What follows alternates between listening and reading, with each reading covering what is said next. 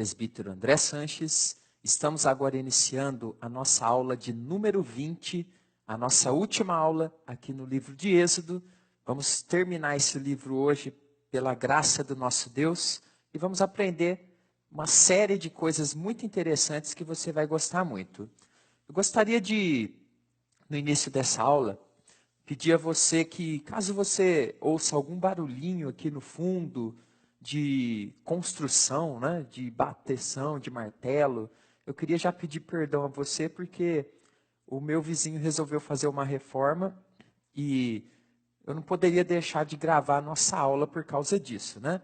Então eu fiz aqui, usei todos os recursos que eu conhecia da tecnologia para você escutar, né, somente a minha voz. Mas se escapar algum barulhinho de fundo, por favor, me perdoe, ok? Bom, nós vamos então começar a nossa aula de número 20, relembrando aqui que na aula passada nós terminamos aqui nesses slides que falavam a respeito dos detalhes, perdão, sobre a construção do tabernáculo, ok? Então a gente viu na aula passada a respeito de como que Deus, ele capacitou pessoas para a construção do tabernáculo, ok? Vimos também todos os detalhes dos móveis, né? Como você pode relembrar. Então, se você, de repente, deseja assistir de novo, pode acessar a aula passada e ver todos esses detalhes. Bom, na aula de hoje, nós vamos então continuar a partir aqui do capítulo 31, no verso de número 18, onde nós vamos aqui destacar algo bastante interessante, que é o finalzinho, então, dessa subida de Moisés lá no monte. Então, vamos relembrar que Moisés, ele estava lá no monte Sinai, ok? Ele estava no monte Sinai, recebendo de Deus ali diversas instruções, Sinai, mandamentos, diversas instruções que o Senhor tinha para ele sobre o tabernáculo e outras coisas, ok? Então, ele ficou lá nesse monte por 40 dias completos, né? A Bíblia diz 40 dias e 40 noites. Então, ele recebe todas essas instruções do Senhor. E agora, chega aí o final desse período de 40 dias aqui nesse texto. E vamos ler aqui o que diz Êxodo 31, 18. E tendo acabado de falar com ele no monte Sinai, deu a Moisés as 2 tábuas do testemunho, tábuas de pedra escritas pelo dedo de Deus. Então nós temos aqui, ao final de tudo aquilo que Deus falou com Moisés lá no monte Sinai, e que nós estudamos aqui com detalhes nas aulas passadas, Deus então preparou 2 tábuas do testemunho, né? Tábuas de pedra. Então, eu vou mostrar depois ali uma fotinha interessante para você. Então, eram 2 tábuas, ok? Não era de madeira, era de pedra, onde Deus registrou os 10 mandamentos, ok? E a gente observa que essas tábuas, logo mais, ok? Elas vão ser colocadas dentro da arca da aliança, aquele principal móvel de dentro do tabernáculo que a gente estudou, ok? Aquele que ficava lá no Santo dos Santos, naquele lugar mais restrito, onde o sacerdote entrava uma vez por ano, ok? Demonstrando aí uma valorização da lei de Deus. Então nós observamos nesse texto que, além de Deus dar essas 2 tábuas de pedra, nós temos ali a descrição de que elas foram escritas pelo próprio Deus. Então isso é também algo muito interessante.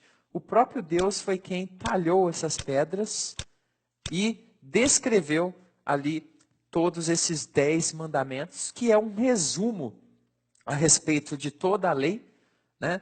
É um resumo bastante interessante que foi dado a eles para que eles pudessem cumprir a lei de uma forma correta, da forma que agradava a Deus, ok? Então nós temos aqui, né, uma foto interessante que eu achei de um artista. Eu não consegui achar o nome do artista que fez esse desenho, mas interessante aqui, né?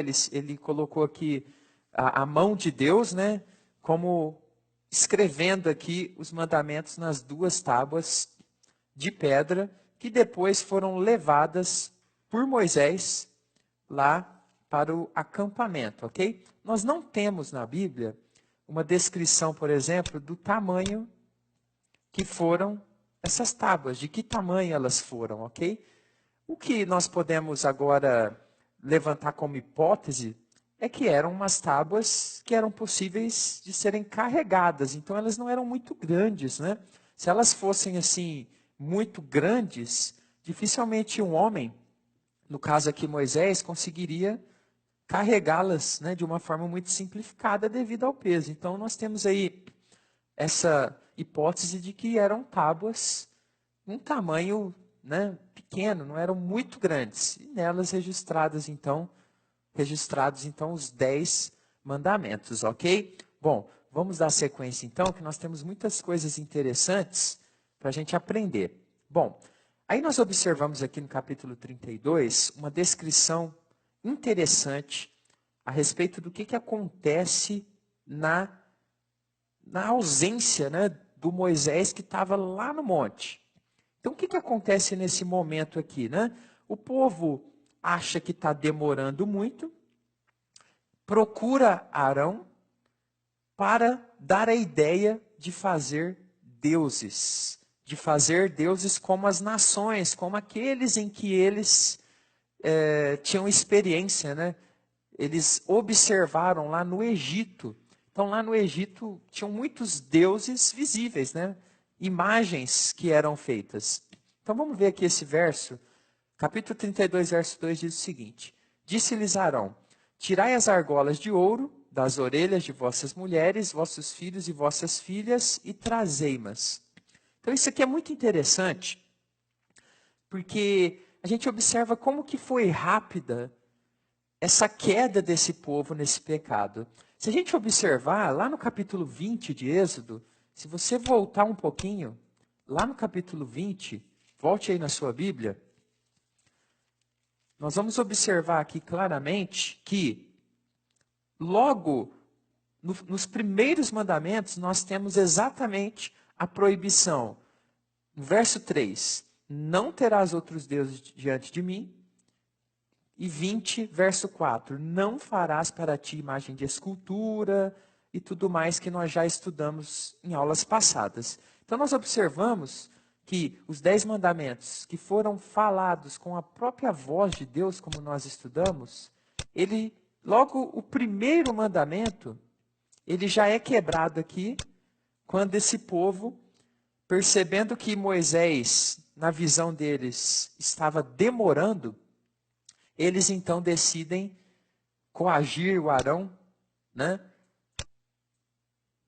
Fazer com que Arão ajudasse, Arão que era ali no momento o líder, fazer com que Arão ajudasse eles nesse objetivo de fazer um Deus, ok? Ou deuses. E Arão, como a gente observa nesse texto, ele aceita e ele pede então objetos de ouro para que eles pudessem então construir o famoso bezerro de ouro, ok?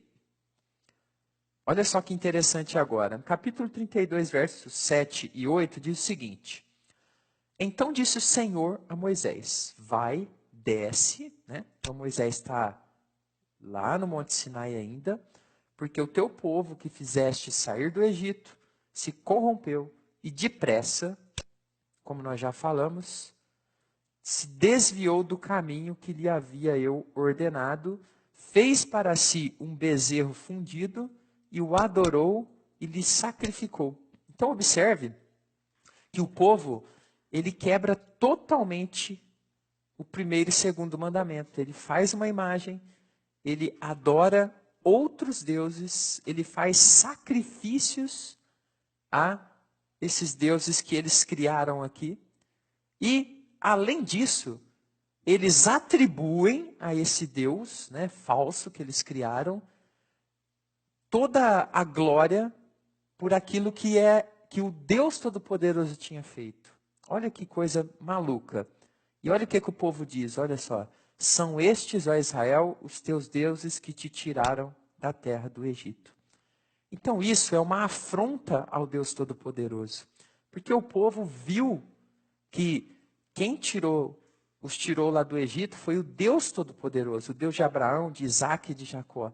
Então, quando o povo faz um bezerro, e além disso, ele coloca na conta desse bezerro, né, nesse Deus falso, esse feito que foi o Deus verdadeiro que fez, o povo, ele desonra o Senhor de uma forma muito profunda.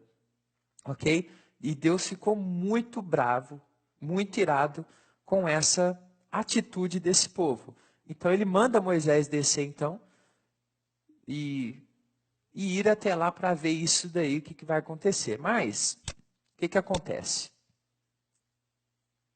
Deus ainda fala a respeito da sua ira para Moisés. Então Deus diz o seguinte: agora, pois, deixa-me para que se acenda contra eles o meu furor e eu os consuma, e de ti farei uma grande nação. Porém Moisés suplicou ao Senhor, seu Deus, e disse: por que se acende, Senhor, a tua ira contra o teu povo, que tiraste da terra do Egito com grande fortaleza e poderosa mão? Está no versículo 10 e versículo 11. Então nós observamos aqui que Deus, ele faz um comentário ali para Moisés, e a atitude de Moisés foi muito interessante, porque Moisés ora pelo povo. E nós podemos lembrar então que o papel de Moisés, nesse momento, ele é do mediador. Ok? O mediador, como nós conversamos já, ele é aquele que está entre duas partes.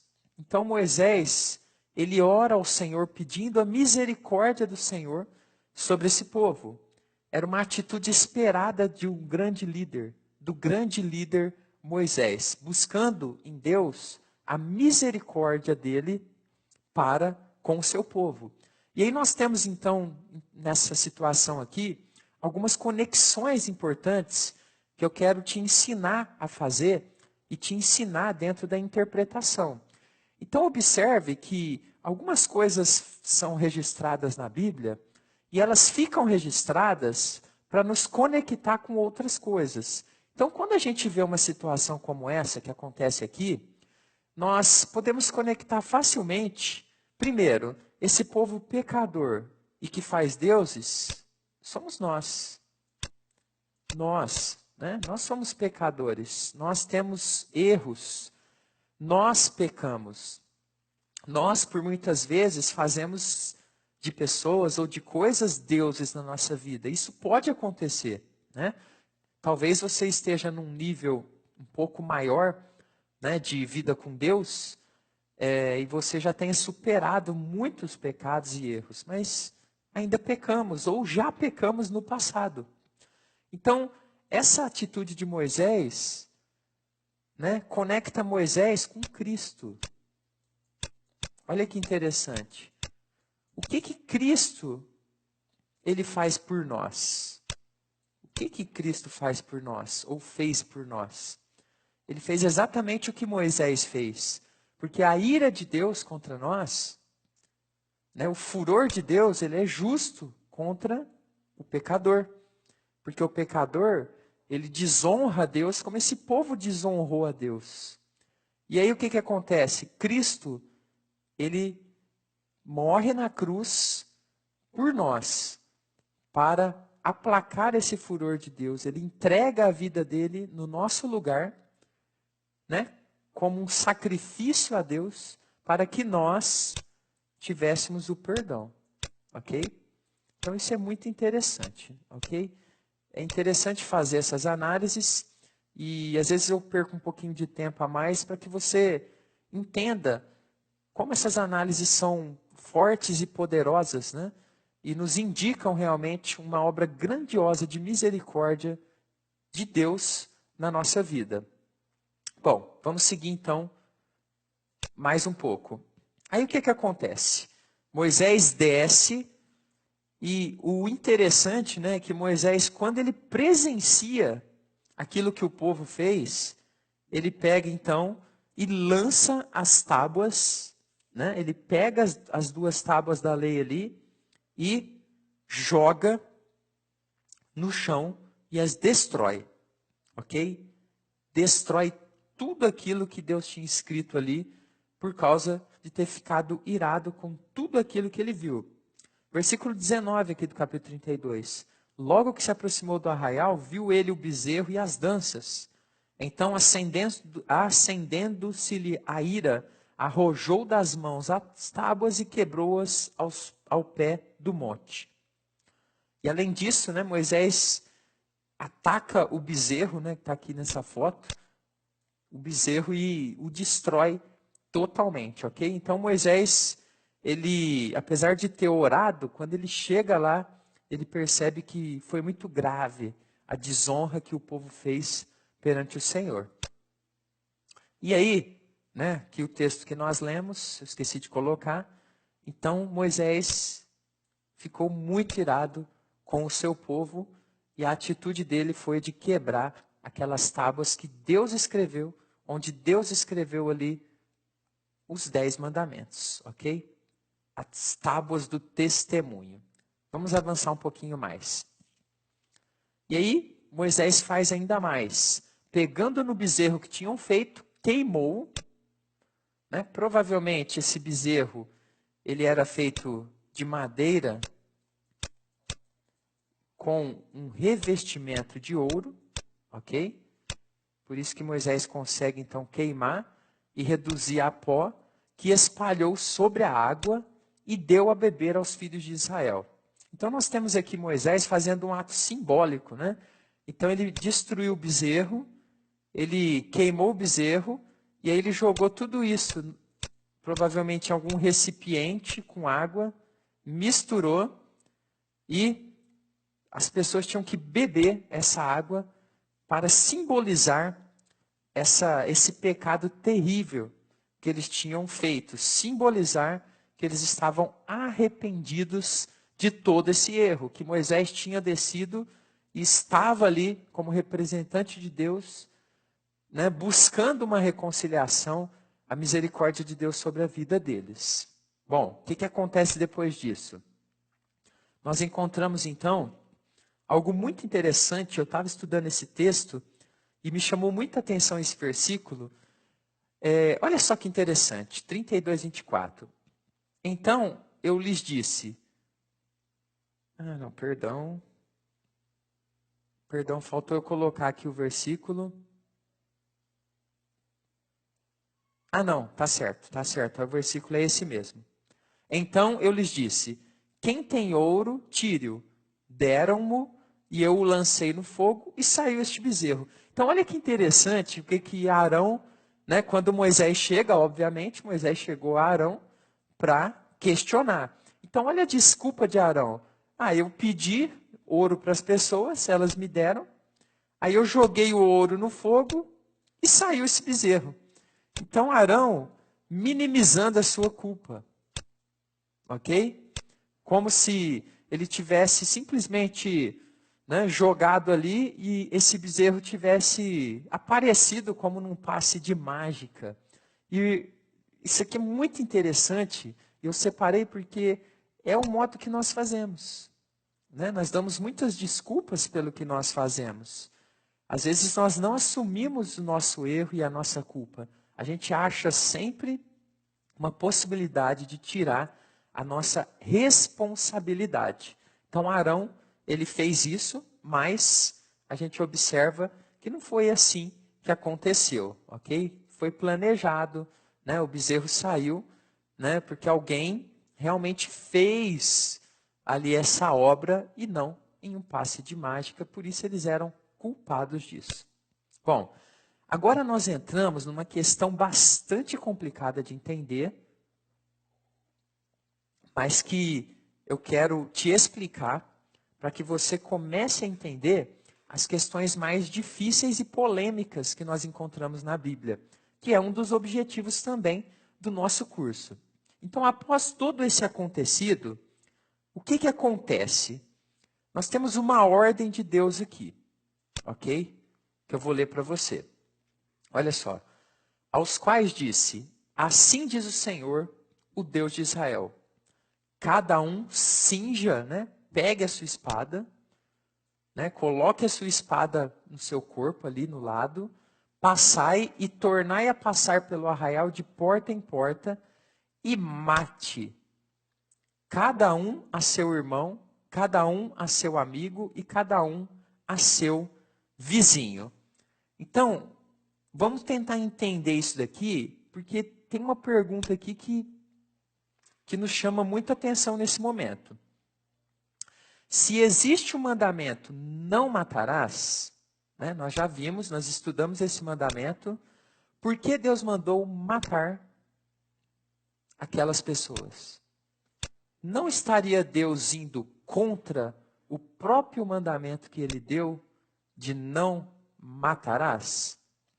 Então agora nós precisamos compreender isso. Nós precisamos compreender isso de uma forma entendendo o contexto, ok? Então vamos começar essa compreensão. A primeira coisa, eu quero te chamar para você abrir e ler aí a sua Bíblia no capítulo 32, no verso 25. Ok? Vamos entender melhor lendo o contexto. Porque lendo um verso só a gente não consegue entender. Vendo Moisés que o povo estava desenfreado, pois Arão o deixara à solta para vergonha no meio dos seus irmãos. Verso 26. Pôs-se em pé à entrada do arraial e disse: quem é do Senhor, venha até mim. Então se ajuntaram a ele todos os filhos de Levi. Então nós observamos que essa ocasião do bezerro de ouro deixou uma série de pessoas desenfreadas, né? Fora de si, fora de controle, fora de um domínio, ok?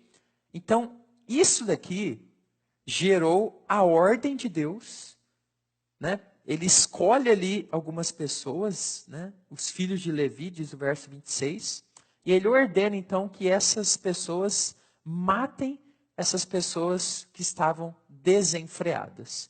Então, a primeira coisa que nós precisamos entender é o seguinte: o texto onde nós temos lá, não matarás, lá em Êxodo 20, né, ele é um mandamento que tem o objetivo de que o homem, a mulher, não podem sair por aí matando as pessoas, ok?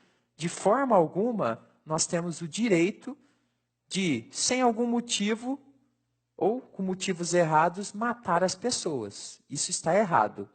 No entanto, nós temos no Antigo Testamento algumas situações em que Deus ele vai mandar, como nós vimos aqui, matar pessoas. E por que que isso não é considerado um pecado? Essa matança, esse cumprimento da ordem de Deus. Então vamos lá. Em primeiro lugar, Deus, ele age aqui como juiz, ok? Então nós temos Deus julgando esse povo, julgando essas pessoas desenfreadas, certo? Então ele julga essas pessoas e ele condena, ok? Como juiz, ele tem toda a liberdade de condenar. Ele condena essas pessoas e a condenação imposta por Deus aqui é a morte. Então nós temos aqui claramente a espada julgadora de Deus julgando e executando a penalidade sobre esses rebeldes. E aí o que acontece? Vamos lembrar agora aqui do nosso sistema judicial que nós temos hoje. Nós temos juízes. Então o juiz, o que ele faz? Ele julga, ok? Ele julga ali baseado na lei, uma pessoa, né, que cometeu algum crime e alguém leva então essa causa diante do juiz. Ele julga. E aí ele pode condenar ou não. Mas no caso dele condenar, o que ele faz? Ele passa a execução da penalidade, ok? Da penalidade. E aí, não é o próprio juiz, no caso da nossa justiça, né? Estou dando um exemplo, não é o próprio juiz que vai lá e aplica a penalidade. No caso do nosso sistema judicial, o juiz vai então passar esse julgamento, né? Essa decisão para aqueles que têm o objetivo, né, a missão de cumprir a lei. No caso, a polícia, o sistema carcerário. Então, no nosso país não tem pena de morte. Então, o juiz passa então a sentença e a polícia pega a pessoa e leva para a cadeia. Nesse caso que nós vemos aqui, nós temos Deus agindo poderosamente como juiz, condenando, e ele manda que a execução da penalidade fosse realizada ali pelos levitas, ok? Então os levitas, eles não estão por si mesmos matando pessoas, né, por qualquer motivo, mas cumprindo a ordem de Deus, a execução da penalidade que o Senhor definiu naquele momento. Então nós observamos que existe essa diferença. Em vários casos, principalmente no Antigo Testamento, nós vamos encontrar Deus agindo como juiz, né, com a sua espada julgadora, condenando e mandando que fosse executada uma penalidade, ok? Como nesse caso a penalidade era a morte dos rebeldes. E aí talvez você esteja se perguntando o seguinte: nossa, mas por que Deus ele foi tão severo? Aí nós temos algumas coisas que nós precisamos levantar aqui, principalmente agora que nós vamos avançar mais no estudo, nós vamos ver algumas situações dessa, ok? Então nós temos um Deus mais severo, por quê? Primeira coisa, nós temos um povo aqui de mais de 1 milhão de pessoas que estão no deserto. No meio dessas pessoas nós temos não somente pessoas boas, dignas e corretas, mas também criminosos. Eu já até disse em algumas aulas passadas, se nós observarmos os tipos que nós temos de lei, nós vamos ver claramente os tipos de pessoas que poderiam ser encontradas no meio desse povo. Então tinha gente ruim no meio daquele povo. Então Deus, quando ele aplica suas penalidades severas aqui, principalmente no Antigo Testamento, nós vamos observar que um dos objetivos era frear, era mostrar para as pessoas que aquela forma de agir não seria tolerada. Então, Deus era mais severo, ok? Então, quando alguns casos como esse aconteciam, a gente vai ver alguns, Deus era bastante severo e isso serviria como um exemplo para a comunidade, né? Nós temos então uma comunidade ali de mais de 1 milhão de pessoas, com todo tipo de gente. Uma comunidade que ainda não tem um sistema de julgamento montado, totalmente montado. Por exemplo, nós temos aqui o legislativo, né? O executivo, o judiciário. Aí dentro do judiciário, nós temos sistemas, né, de justiça, de polícia. Então existe um sistema de proteção, de punição dos criminosos na nossa sociedade. Mas aqui nesse momento no deserto, não existia esse tipo de sistema, ok? Então Deus está agindo de forma severa para minar as forças daqueles que queriam fazer aquilo que não era correto segundo os mandamentos do Senhor. Então tudo isso, juntando tudo isso, nós conseguimos então compreender por que Deus é tão severo. Em alguns momentos ele utiliza penalidades extremamente duras para que o seu povo andasse corretamente. Imagine você o seguinte: se nada fosse feito, simplesmente o povo pudesse continuar a fazer as coisas do jeito que ele queria, do jeito que ele desejava em seu coração. Ia virar uma bagunça. O que Deus quer aqui é formar um povo dele, um povo fiel, um povo da aliança. Então Deus ele utiliza aí a sua própria aliança, né, aquelas bênçãos da aliança, as maldições da aliança, para punir aqueles que o desagradam. E muitas vezes a punição é extremamente severa. Olha só. E fizeram os filhos de Levi segundo a palavra de Moisés, e caíram do povo naquele dia uns 3.000 homens. Então nós observamos aqui que Deus condena em torno de 3.000 homens, e os filhos de Levi, eles são designados para executar a pena de morte contra esses rebeldes, ok? Que foram de alguma forma identificados ali naquele momento. Bom, nós vamos voltar a falar um pouco desse assunto um pouquinho mais para frente, principalmente quando o povo entrar na Terra Prometida. Mas caso tenha ficado alguma dúvida, você pode postar aí embaixo do vídeo, ok? Vamos avançar um pouquinho mais, que a gente tem muita coisa para aprender ainda hoje. Aí nós temos uma descrição interessante, aqui no capítulo 33, né? Moisés, ele deseja ver a face de Deus, né? E olha que interessante, 33:20, diz o seguinte: e acrescentou, não me poderás ver a face, porquanto homem nenhum verá a minha face e viverá. Então esse texto aqui, ele nos ajuda a compreender bastante, né? Aquilo que nós já estudamos da manifestação visível de Deus. Então Deus não pode ser visto, conforme diz esse texto, mas ele se manifesta de formas visíveis, de uma forma que esses servos aqui do passado puderam então interagir com o Senhor, ok? É bem interessante.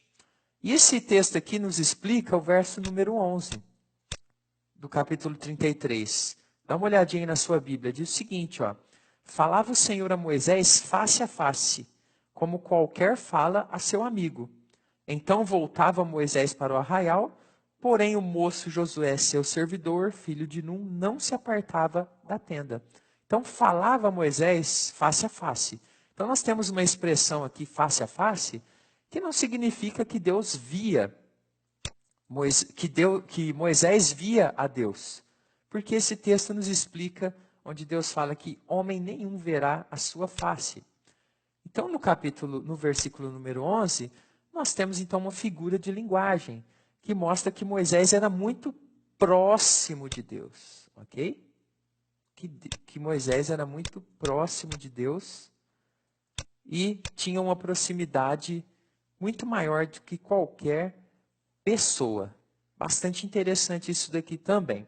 Bom, vamos dar sequência então agora no nosso estudo, onde nós vamos observar aqui que Moisés vai agora buscar as segundas tábuas da lei.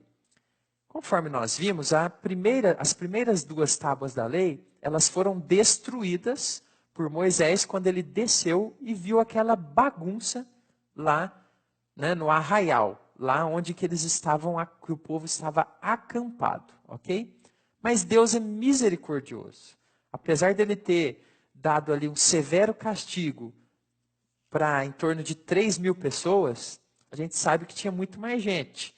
E muito mais gente colheu da misericórdia de Deus, porque certamente houve um arrependimento e uma mudança de pensamento. Então, Deus, ele vai dar aqui novamente tábuas de pedra. Capítulo 34, verso 1 diz o seguinte: então disse o Senhor a Moisés, lavra 2 tábuas de pedra, como as primeiras, e eu escreverei nelas, observa que Deus é que escreve, ó, e eu escreverei nelas as mesmas palavras que estavam nas primeiras tábuas que quebraste. Então nós observamos aqui que Deus, ele é misericordioso, né? Ele volta a trazer aqui as tábuas para abençoar o seu povo. E aqui eu queria fazer uma observação, eu até fiz uma anotação aqui interessante quando eu estava estudando. Olha que coisa interessante a respeito de Moisés, né? A gente observou lá no capítulo 24, 18, que Moisés ele fica 40 dias e 40 noites lá em cima do monte, ok? Recebendo as orientações de Deus, tabernáculo e as 2 tábuas. E agora, né, no 34, verso 28, nós vemos que Moisés vai ficar mais 40 dias e interessante, em jejum. Em jejum. Então Moisés era um homem assim muito comprometido com o trabalho de Deus. Olha o que diz lá então 34, 28. Olha só. E ali esteve com o Senhor 40 dias e 40 noites. Não comeu pão nem bebeu água. E escreveu nas tábuas as palavras da aliança, as 10 palavras. Então, é muito bonito a gente observar o comprometimento de Moisés com Deus e com esta obra que Deus fez para ele. Imagine você no lugar de Moisés. Você fica 40 dias numa montanha de jejum, um jejum sobrenatural aqui, muito grandioso, muito forte, sendo instruído por Deus. Aí você desce, tá aquela bagunça. Aí você quebrou as tábuas da aliança e agora você tem que subir e ficar mais 40 dias por causa da ação daquele povo que te deixou nervoso, né? Provavelmente nós ou não iríamos ou ficaríamos assim bem estressados com a situação. Mas nós observamos que Moisés ele sobe e ele vai buscar novamente essas tábuas de uma forma paciente, muito comprometida com a obra do Senhor. Bom, nós temos então aqui agora uma descrição, aqui no 34, a partir do 18 até o 28, que fala das principais festas dos israelitas. Então eu gostaria de te mostrar aqui, porque isso aqui é muito interessante. E muita gente fica muito confuso com essas festas, né? Então nós temos aqui a principal festa, né, do povo de Israel. Ela começava com a Páscoa, ok? Opa, deixa eu voltar aqui. Ela começava com a Páscoa e, em seguida, a festa dos pães asmos, que a gente já até estudou um pouquinho. Então, essa festa começava dia 14 até dia 21 desse mês chamado de Nisan, ok? Isso aqui a gente já estudou bem lá no capítulo 12 de Êxodo, ok? Eu não vou falar mais muitos detalhes a respeito disso. Então, no final da tarde, era a Páscoa, eles imolavam o cordeiro, né? E em seguida, já iniciava a festa dos pães asmos, que durava 7 dias, ok? 7 dias, essa era, então, uma das principais festas. Na sequência, nós temos aqui mais 2 festas, que são as festas das semanas ou Pentecostes. Ela acontecia 50 dias depois da Páscoa e ela marcava o começo da colheita ali naquela região, né, do povo de Deus. Evidentemente, essas festas aqui, elas iriam acontecer só depois que eles chegassem na Terra Prometida, porque eles estavam no deserto agora, né? Então não tinha como ter colheita nenhuma no deserto. Então Deus ele já estabelece aqui festas para que o povo comemorasse. Eu já até falei em algumas aulas que Deus era muito festeiro, né? Isso é verdade. Então olha só, 50 dias depois da Páscoa começava a festa das semanas ou festa de Pentecostes, ok? Pentecoste é uma referência a 50 dias, ok? Não confunda aqui Pentecostes, essa festa aqui de Pentecostes, com o Pentecostes que acontece lá em Atos dos Apóstolos, que a gente vai estudar ainda, ok? Essa aqui é uma festa que era realizada aqui pelo povo de Deus. Então, a gente tinha a primeira que era a Páscoa, junto com a festa dos pães asmos. Depois de 50 dias, né, marcando o começo da colheita, nós temos a festa das semanas, ou também chamada de festa de Pentecostes. Você vai encontrar esse nome na sua Bíblia também. E, por fim, nós tínhamos aqui uma outra festa principal, que era chamada Festa dos Tabernáculos, ou Festa das Colheitas, da colheita, ok? Então essa festa aqui, ela marcava o final dessa colheita que começou aqui. E era nessa época aqui, nessa festa, que o povo levava diversas ofertas, dízimos ao Senhor, porque eles estavam então com a prosperidade de toda a colheita que Deus havia dado a eles.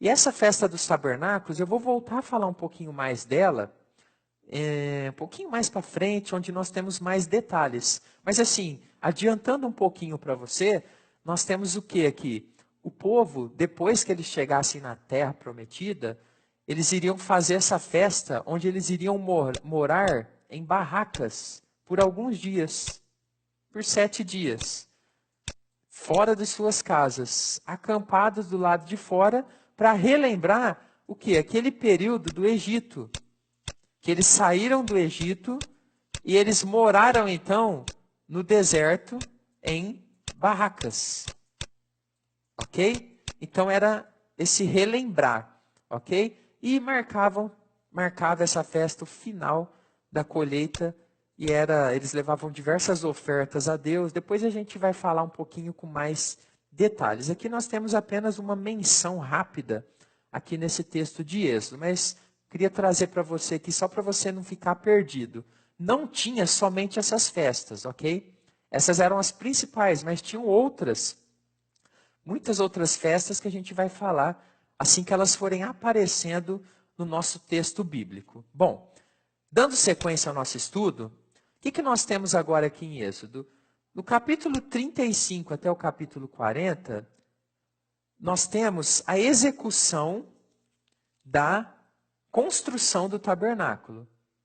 Então nós não vamos estudar esses capítulos, por quê?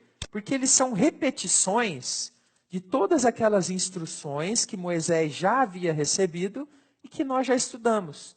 Então, se você observar aí agora na sua Bíblia, todo esse texto aqui, ele vai repetir aquelas instruções que Deus deu, né? Deus chamando pessoas para a construção, como que era para fazer a arca, a cortina, o propiciatório, a mesa, o óleo sagrado e tudo mais, a bacia de bronze e por aí vai.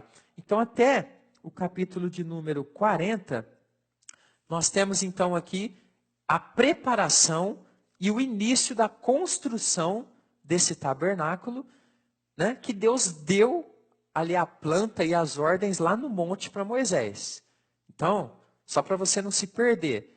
Então, Moisés subiu lá no monte, né, depois lá do capítulo dos 10 mandamentos, ele ficou lá, recebeu todas as orientações do tabernáculo, desceu, e agora, nesses capítulos aqui, são mencionados detalhes da construção de cada item, de cada elemento, né, que nós já estudamos. Ok? Então, nós vamos pular todos esses capítulos aqui, porque eles não são necessários para a nossa compreensão, porque já compreendemos isso. Mas eu separei um verso aqui interessante. No capítulo 38, verso 24, tem um resumo de como que foi essa obra, dos detalhes do que foi gasto nesta obra ali de recursos. E olha que interessante, ó. Todo o ouro empregado na obra, em toda a obra do santuário, a saber, o ouro da oferta foram 29 talentos e 730 ciclos, segundo o ciclo do santuário. Então eu peguei esse verso 24 aqui, porque eu queria fazer aqui um exercício com você, que eu acho que é muito interessante. Quando a gente estuda a Bíblia, a gente pode ir além do texto bíblico para interpretar e levantar questões interessantes. Então, o que eu fiz aqui? Ó? A gente tem aqui essas medidas, né, de peso, talentos e ciclos. Então, existem tabelas hoje, né? Eu não coloquei aqui no nosso estudo, mas você pode bater lá na internet, né? O que é um talento, um ciclo, que você acha facilmente. Ou então, lá no final da sua Bíblia, geralmente a maioria das Bíblias tem tabelas de conversão, que eles fazem o quê? Eles pegam essa medida aqui de peso, que era daquela época, e aí ele converte para nós, para o nosso sistema de peso, que é quilogramas, ok? Então nós temos aqui quilogramas, gramas e tudo mais. Então essas tabelas ajudam, foi o que eu fiz. Então aqui, esses 29 talentos e 730 ciclos, eles geram em torno, eles são, né, eram em torno de 1.002 quilos de ouro. E aí o que eu fiz? Um exercício interessante. Eu fui lá buscar a cotação do ouro hoje. Hoje aqui para mim o ouro está valendo R$ 127,00 o grama. Então 1 grama de ouro está valendo isso daí. 1 grama. E aí eu apliquei então esse valor para 1.002 quilogramas de ouro. Se o tabernáculo fosse construído hoje, só de ouro, ele valeria 127 milhões e 254 mil reais. É bastante coisa, né? Muito valioso se fosse nos dias de hoje. Obviamente, naquela época, a gente não tinha uma cotação igual é hoje, né? Era uma época diferente, era uma época onde se via o ouro com preciosidade, mas obviamente muito diferente do que é hoje. Hoje é muito mais valorizado em dinheiro. E aí nós temos ainda no verso 27, se você observar aí, do capítulo 38, a menção da quantidade de prata, e no versículo 29, a menção da quantidade de bronze. Então aqui eu resumi para você aqui, ó, 3.447 quilos de prata, você pode ler lá no seu verso 27, 2.426 quilos de bronze. Então você pode observar que esse tabernáculo, né, ele gastou bastante recurso, né, para ficar pronto. Então tudo esse material aqui foi utilizado para fazer o tabernáculo e todos os seus utensílios que eram necessários para o seu funcionamento. Então, é bem interessante a gente observar esses detalhes e, né, ir além do texto bíblico na nossa interpretação. Vamos avançar um pouquinho mais. Olha só, capítulo 40 agora, verso de número 17. Diz o seguinte: no primeiro mês do segundo ano, no primeiro dia do mês, se levantou o tabernáculo. Então aqui, ele faz uma data para a gente. Ele nos fala, ele corresponde, faz uma correspondência da saída do povo lá do Egito e da construção do tabernáculo. Então foi no primeiro mês do segundo ano, né, no primeiro dia desse primeiro mês aqui, que eles levantaram então esse tabernáculo. Eu pus aqui o nosso calendário, ok? Para você relembrar. Então nós temos aqui, eles saem do Egito lá no primeiro mês, então já passou um ano, eles estão no segundo ano agora, no primeiro dia do primeiro mês. Ok? Então nós observamos aqui que passou aí em torno de 2 anos, desde que eles saíram lá do Egito, até que o tabernáculo fosse construído. Bem interessante, né? Bom, agora nós vamos observar aqui uma coisa muito importante, muito legal também da gente aprender. Olha só, após o tabernáculo ser construído, capítulo 40, verso 34 diz o seguinte, ó, vamos ver. Então a nuvem cobriu a tenda da congregação e a glória do Senhor encheu o tabernáculo. Então essa nuvem aqui é aquela nuvem que acompanhava o povo. Está lembrado? É a nuvem que acompanhava o povo. Quando a nuvem parava, o povo parava. Quando a nuvem andava, o povo andava. E tinha também a coluna de fogo. Ok? Então nós observamos que esses elementos visíveis que Deus colocou ali para direcionar o seu povo, agora eles vão e ficam direcionados ali na região onde está o tabernáculo ou tenda da congregação, como a Bíblia também chama, para demonstrar a presença de Deus naquele lugar. 40:38. De dia, a nuvem do Senhor repousava sobre o tabernáculo e de noite havia fogo nela, à vista de toda a casa de Israel em todas as suas jornadas. Então é aquilo que eu expliquei para você agora.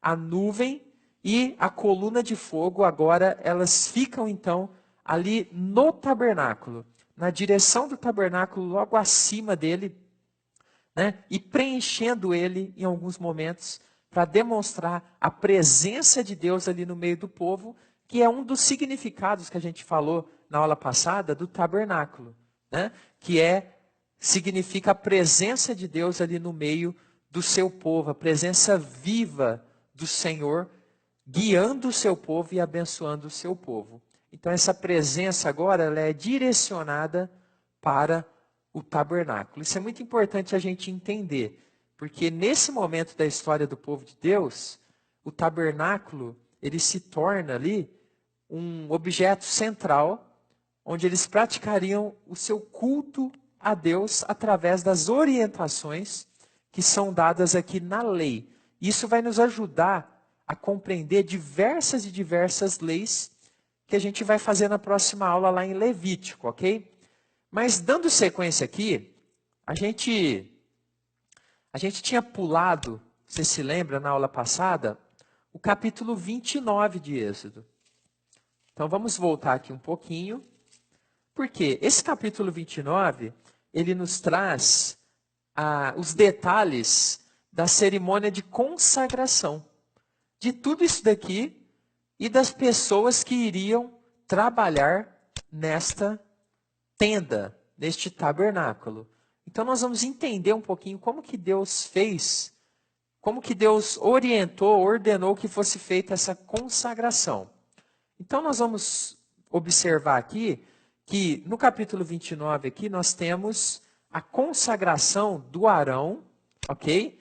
Que era o sumo sacerdote, ou seja, o chefe dos sacerdotes e os seus filhos que eram os sacerdotes, ok? Como a gente já estudou, cada um deles tinha vestes separadas. O sumo sacerdote tinha uma veste característica, né, com muito luxo, muita glória, e os sacerdotes uma veste um pouco mais simples, né, que inclusive facilitava o trabalho deles, que era um pouquinho mais braçal do que do sumo sacerdote, ok?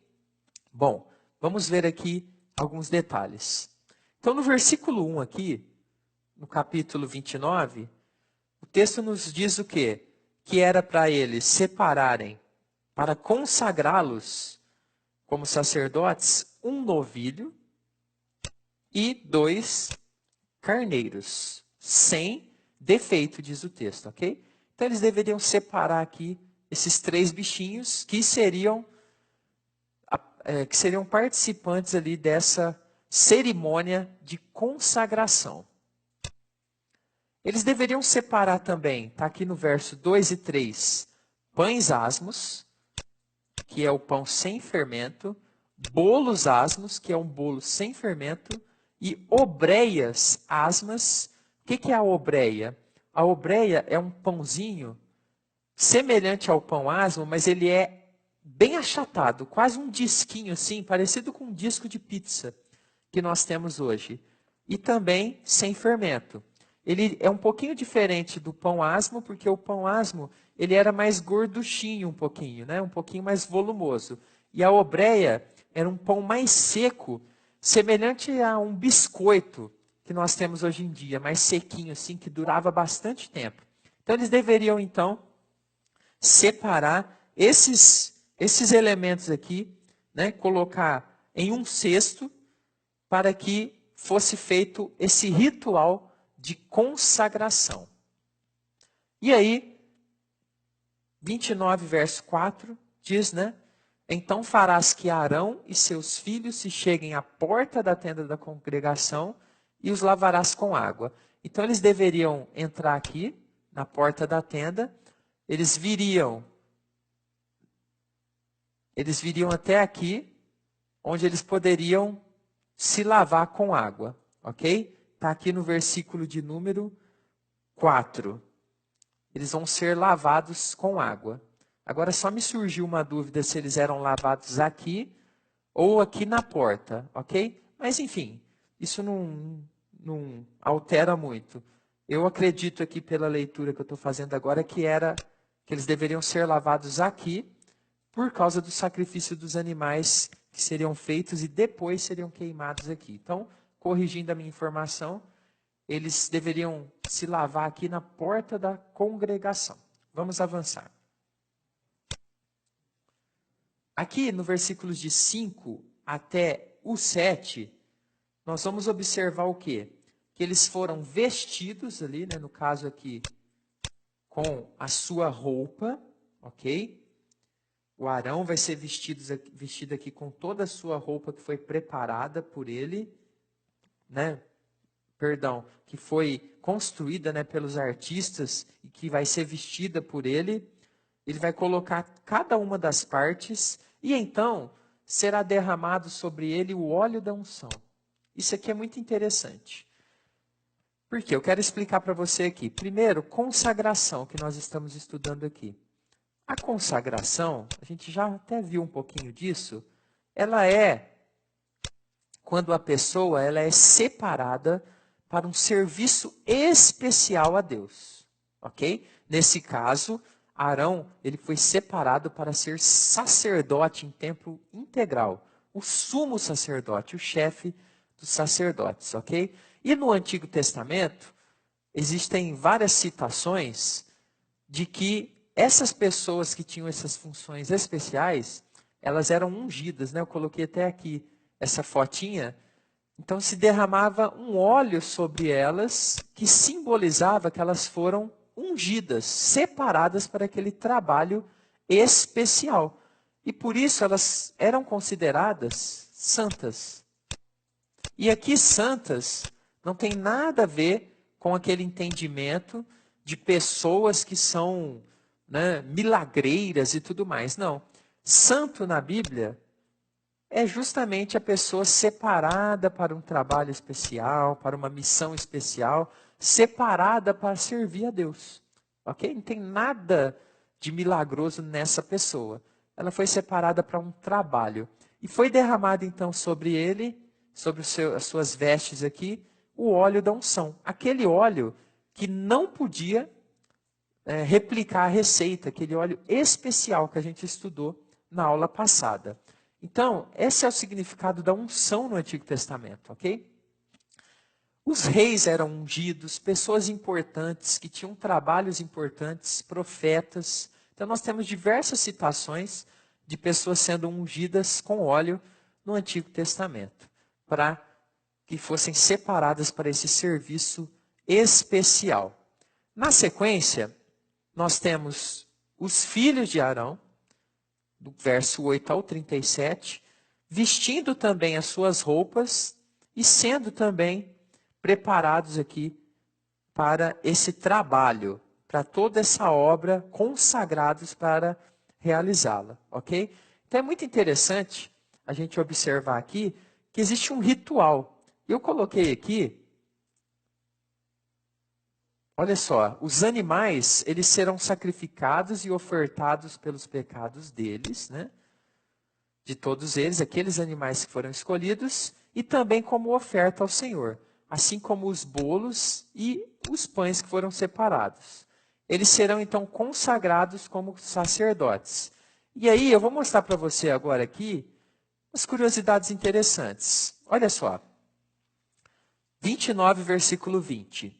Imolarás o carneiro e tomarás do seu sangue e o porás sobre a ponta da orelha direita de Arão e sobre a ponta da orelha direita de seus filhos. Olha que interessante, né? Como também sobre o polegar da sua mão direita e sobre o polegar do seu pé direito. O restante do sangue jogará sobre o altar em redor.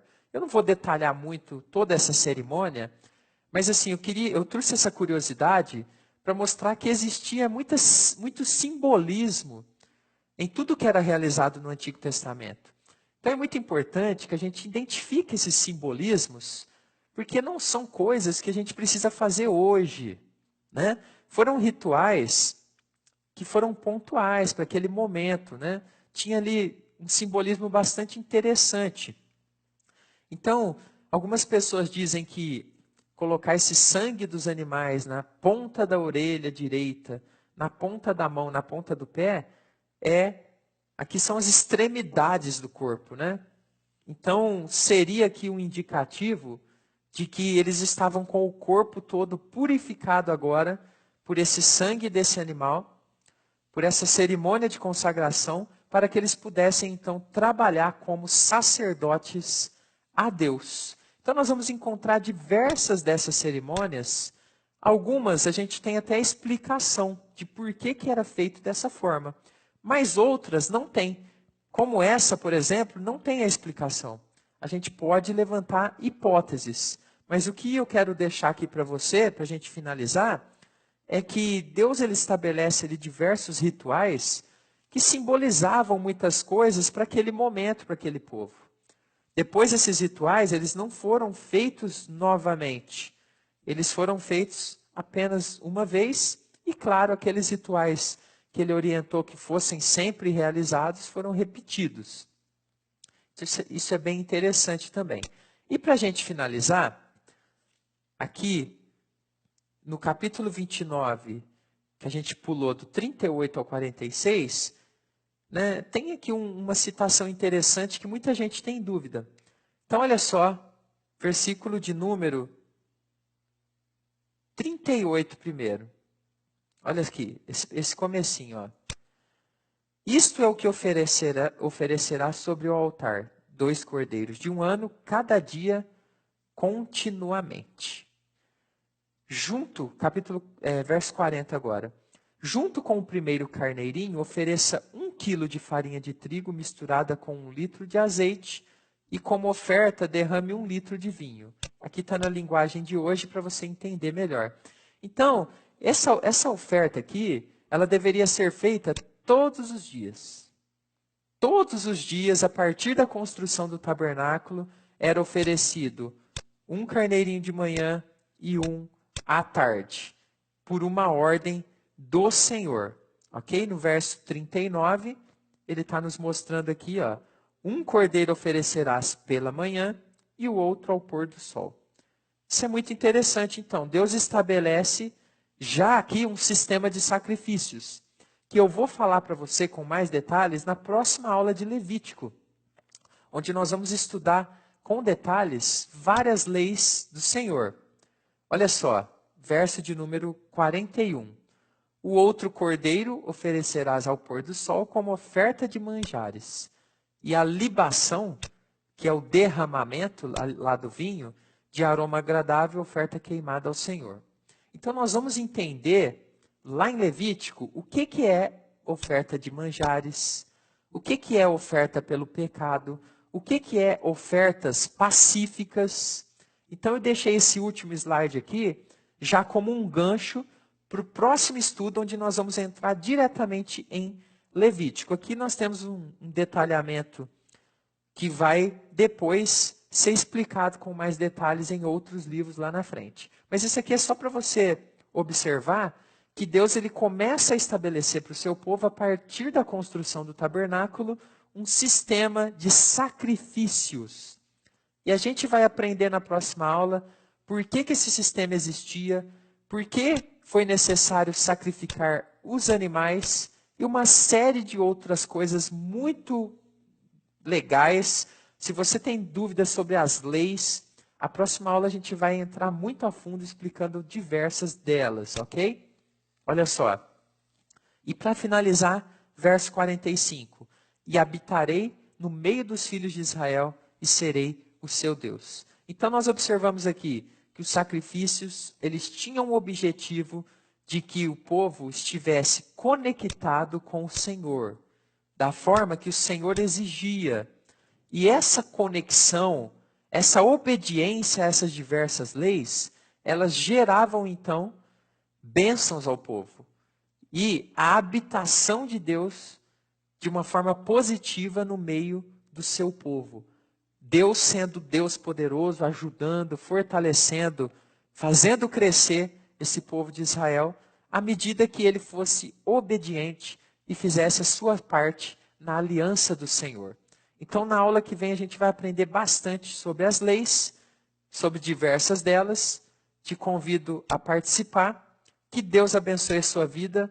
Espero que tenha gostado da aula de número 20, aula final de Êxodo. Se você tiver alguma pergunta, dúvida, qualquer